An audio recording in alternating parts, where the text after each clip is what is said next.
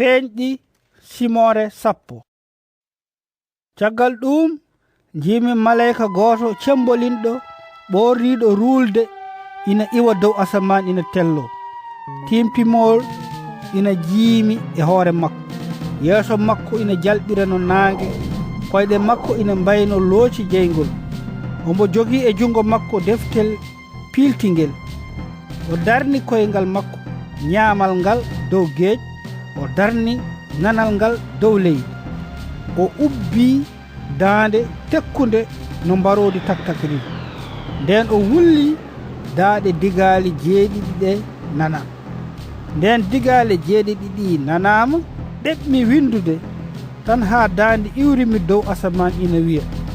ko digaali jeeɗiɗi ɗi mbi ko yo won kumpa woto windu ɗum tan malayika mo jiimi o dariɗo e dow geej wondude e dow leydi o suuti jungo ñaamo faade dow asaman wondiri goɗɗo gila awlan haa abada tagɗo leydi asaman geej e ko woni e mumen o wii ko gasanno gasi hankadi kono e nder balɗe ɗe daande malayika jeeɗiɓo jogori nanede ɗe so fiɓi wuttude buud makko sirlu Allah o timmat no Allah hawrirno on kabaru moƴƴo maccuɓe mum ɓe ni hono annabaɓe ɓe tan daande iwrunode mi dow asaman nde wiimi kadi